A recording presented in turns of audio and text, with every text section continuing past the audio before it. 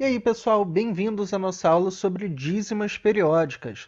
Nas aulas passadas falamos sobre números decimais e as operações com eles. A dízima periódica é um tipo de número decimal, mas ele não é um decimal exato, porque tem uma quantidade infinita de algarismos depois da vírgula. Por exemplo, nós temos 1,3333. As reticências indicam que a quantidade de algarismos depois da vírgula é infinita. Mas reparem que isso não significa dizer que o número tem um valor infinito, porque é 1, alguma coisa.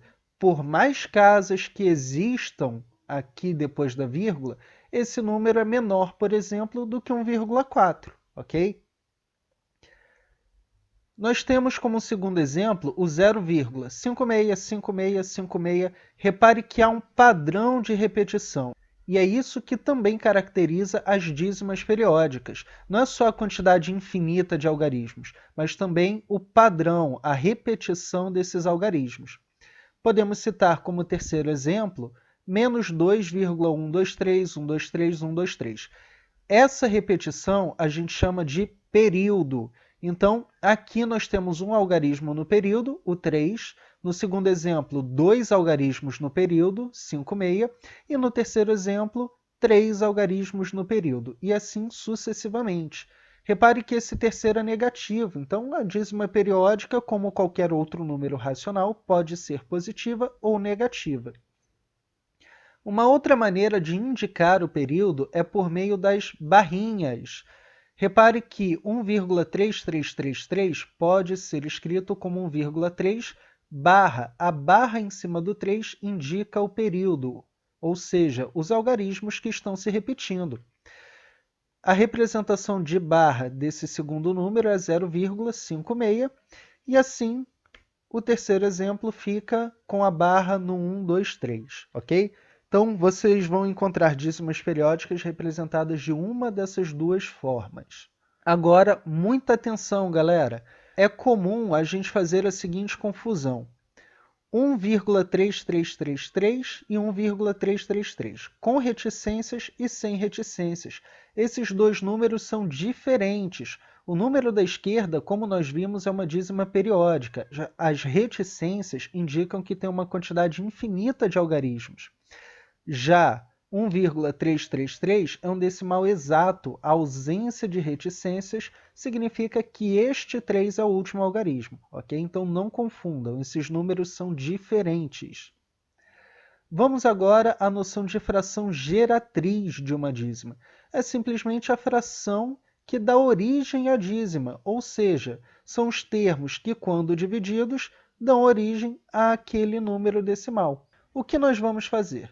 Bom, eu não sei quem é essa fração geratriz. Se eu não sei quem é, eu vou chamá-la de x. Então, eu digo que x é igual ao meu número, a minha dízima periódica. E agora, o meu objetivo é cancelar a parte decimal. E agora, eu vou fazer a seguinte multiplicação. Vou multiplicar os dois lados dessa equação por 10. Assim, nós temos 10x igual a 13,333.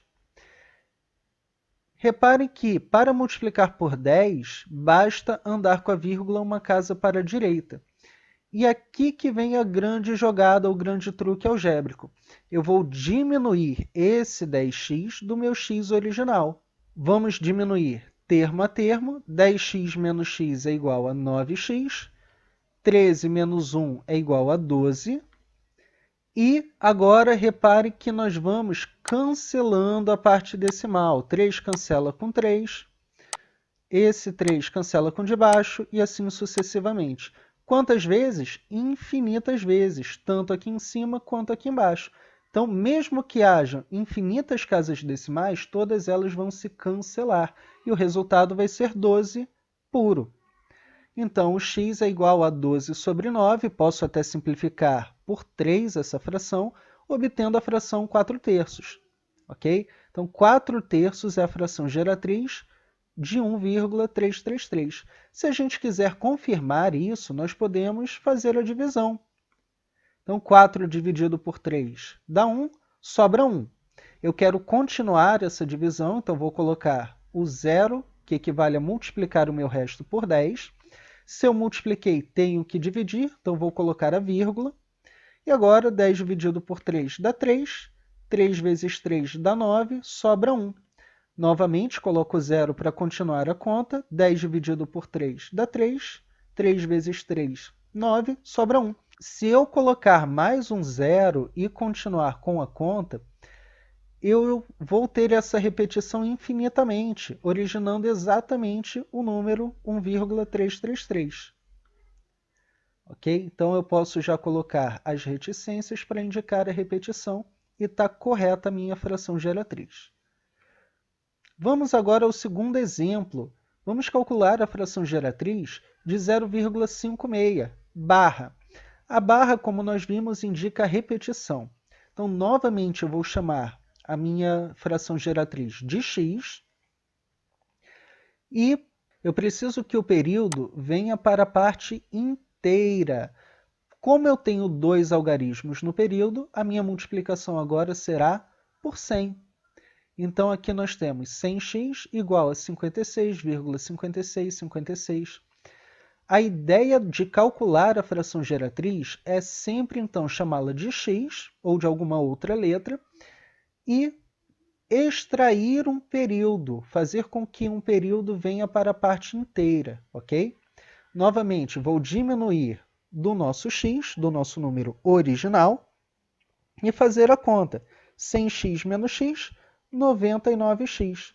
Reparem que o 56 menos 0 é 56, porque a parte decimal vai se cancelando, termo a termo, ok? Infinitamente. E, novamente, nós temos x igual a 56 sobre 99. Essa fração não pode ser simplificada, já é a nossa fração irredutível. Então, muito tranquilo, o procedimento é o mesmo, não importa quantos algarismos o período tenha. Vamos para o terceiro exemplo. O terceiro exemplo tem 3 algarismos no período e a novidade para a gente é que ele é um número negativo. Como é que eu faço para calcular a geratriz de uma dízima periódica negativa? Bom, o sinal não vai influenciar em absolutamente nada no nosso método, então nós vamos ignorá-lo e fazer como se fosse positivo. No final, nós acrescentamos o sinal negativo porque nós sabemos que o resultado tem que ser negativo. Então, como nós temos 3 algarismos no período, vamos multiplicar por 1000. Então, aqui nós temos 1000x igual a 2123. O período saiu da casa decimal e veio para a parte inteira. Vamos diminuir do x novamente. 1000x menos x, 999. 2123 menos 2 dá 2121. E, novamente, o cancelamento da parte decimal. Então, x é igual a 2121 sobre 999. Então, simplificando essa fração por 3, nós temos 707 sobre 333. Essa fração já é irredutível. Basta retirar um período lá de dentro, o processo é exatamente o mesmo, e como esse meu número era negativo, nós agora acrescentamos o sinal de negativo. Então, super tranquilo. Por fim, vamos dar um quarto exemplo. Esse quarto exemplo é 0,57777. A diferença deste para os anteriores é que agora eu tenho um algarismo que não faz parte do período. Ele está depois da vírgula, mas ele não se repete. Por conta disso, essa dízima periódica é chamada de composta. Os 3 exemplos que vimos anteriormente são de dízimas periódicas simples. O primeiro algarismo depois da vírgula já faz parte do período, enquanto que na dízima periódica composta, pelo menos um algarismo após a vírgula não faz parte do período. Mas será que isso vai alterar o nosso método? E a resposta é não, o método é basicamente o mesmo. Então, chamamos a nossa fração geratriz de x e multiplicamos por 10. 10x é igual a 5,777. O 5 veio para a parte inteira. Se nós diminuirmos do nosso número original, vamos poder fazer a conta. 10x menos x é 9x. 5 menos 0 é 5, 7 menos 5, 2. Reparem que todos esses 7 vão se cancelar infinitamente. Então, aqui temos 9x igual a 5,2. Como eu quero que a minha fração geratriz seja uma divisão de inteiros e 5,2 não é um número inteiro, eu vou multiplicar ambos os termos desta equação por 10, obtendo 90x igual a 52. X é igual a 52 sobre 90, e agora eu posso dividir por 2 para simplificar a minha fração, obtendo 26 sobre 45. Então, reparem que o fato de ter um algarismo depois da vírgula, que não faz parte do período, implica a multiplicação por 10, mas não altera essencialmente o nosso método. Uma maneira alternativa, uma segunda solução para isso, seria multiplicar logo de cara por 100. Multiplicando logo de cara por 100, nós temos 57,777. O algarismo do período veio para a parte inteira também junto com 5. E agora vamos diminuir de 10x. A vantagem desse método em relação ao anterior é que o meu resultado já será um número inteiro. Cancelando todos os 7 da parte decimal, não tem mais nada depois da vírgula. Então, 100x menos 10x dá 90, 57 menos 5, 52. Mas notem que chegamos exatamente no mesmo ponto. A partir daqui é tudo igual. Então, você pode escolher qualquer um dos dois métodos. E, na verdade, esses dois métodos são derivados do mesmo raciocínio. Assim, não importa se a sua dízima periódica é simples ou composta, o método é exatamente o mesmo, ok? Agora, vamos resolver alguns exemplos de concurso. O primeiro do Colégio Naval, de 1996. Dados os números A, B, C, D, E e F, qual é a ordem decrescente entre eles, do maior para o menor? Aqui nós temos dízimas periódicas indicadas pela barrinha, o período está sendo indicado pela barra, e agora a gente tem que compará-los.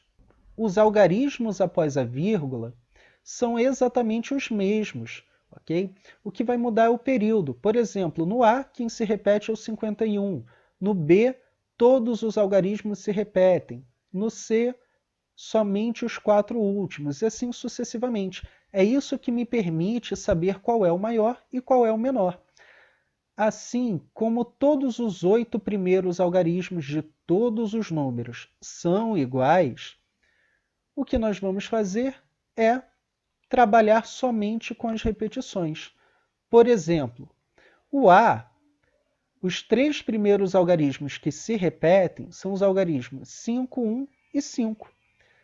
Então, depois de escrever esse número até o 1 pela primeira vez, que vai se repetir é o 5, depois o 1, depois o 5, depois o 1 e assim sucessivamente. Eu só peguei os primeiros 3 aqui.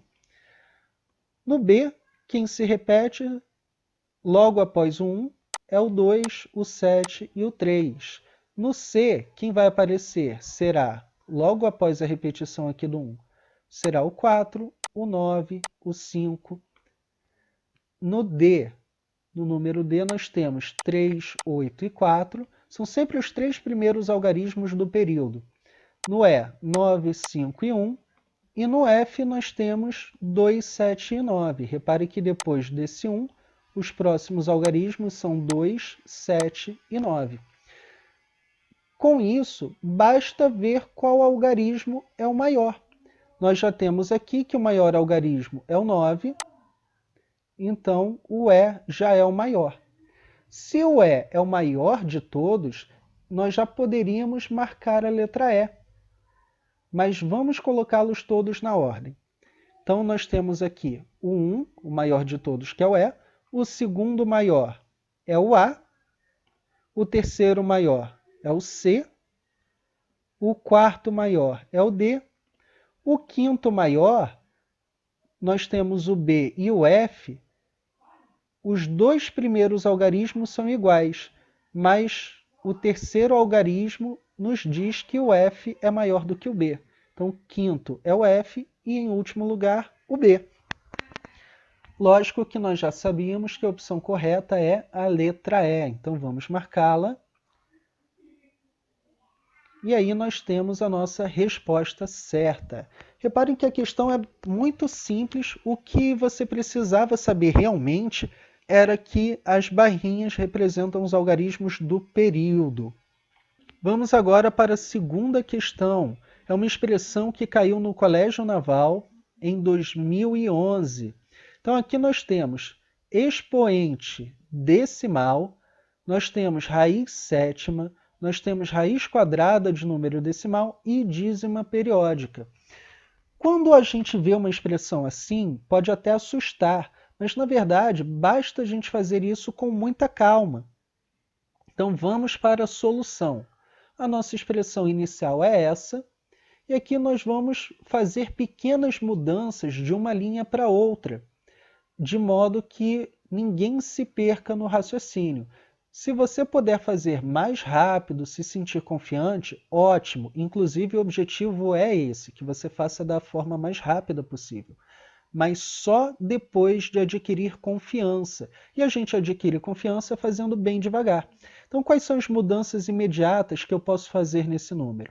Por exemplo, escrever o 0,5 como número fracionário, o 0,0625 também como número fracionário, tirar a raiz cúbica do 64 e todo o resto nós vamos repetindo.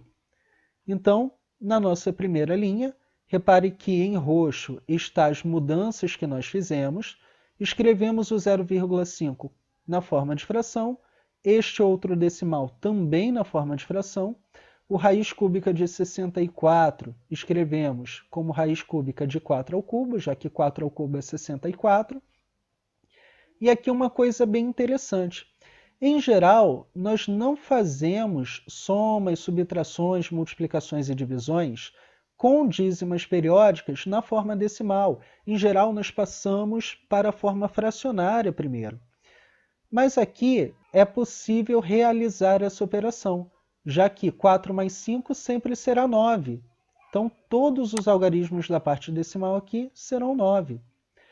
E, somando a parte inteira, 3 mais 4, 7. Em geral, não é possível fazer essa operação, mas nesse caso especificamente, nós conseguimos. Então, essas foram as mudanças. Agora, nós podemos escrever esse expoente fracionário como uma raiz, nós podemos achar as raízes quadradas de cada termo dessa fração e nós podemos cancelar a raiz do 4. Então, fazendo essas mudanças, 1/2 virou raiz quadrada. 625 é 25 ao quadrado. 10.000 é 100 ao quadrado. Ah, professor, por que o denominador é 10.000? Porque nós temos 4 algarismos após a vírgula. Cada algarismo desse representa um zero no denominador, uma divisão por 10. Então aqui nós temos 10, 100, 1.000, 10.000, ok? Então, continuando, vamos fazer os primeiros cálculos. Raiz quadrada de 9 é 3. Repare que eu ainda não mexi na dízima periódica aqui de dentro. Estamos fazendo bem devagar, bem passo a passo. Eliminamos a raiz quadrada de 25 ao quadrado é 25, de 100 ao quadrado é 100, e ainda não fizemos nenhuma mudança na fração que está fora da raiz. É hora, então, de calcularmos as dízimas periódicas. Vamos começar com 0,333, chamamos de x. multiplicamos por 10 para extrair o período, diminuímos do número inicial, e agora já sabemos que vamos cancelar essa parte. 10x menos x é 9x, 3 na parte inteira, portanto o nosso x é igual a 1/3. Aqui reparem que eu já passei para a forma fracionária de maneira simplificada, né? X é igual a 3 sobre 9, simplificando nós temos 1/3. E agora a segunda dízima periódica, 7,999.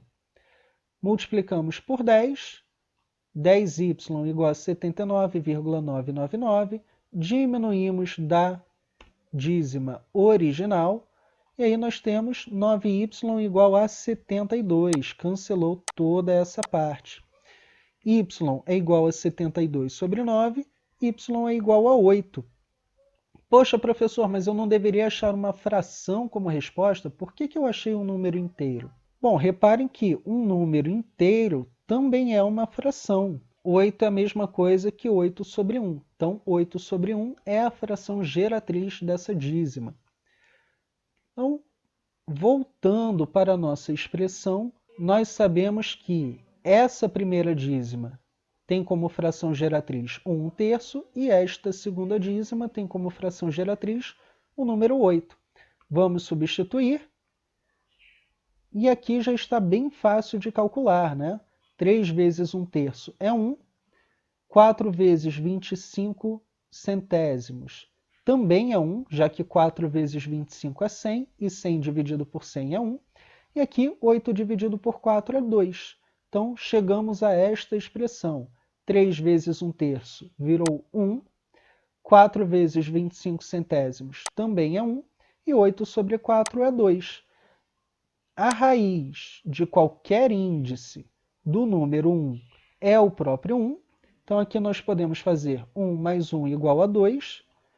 E aí, o nosso resultado é raiz de 2 menos 2. A resposta é a letra D. Vamos marcá-la. E resposta certa. Repare, então, que não há muito mistério nas dízimas periódicas. Em geral, nós simplesmente calculamos a fração geratriz e passamos a trabalhar na forma fracionária, já que a forma fracionária nos dá uma divisão de inteiros, e nós sabemos trabalhar muito bem com os inteiros. Então é isso, pessoal. Espero que vocês tenham gostado dessa aula. Dúvidas aí nos comentários e grande abraço. Até a próxima!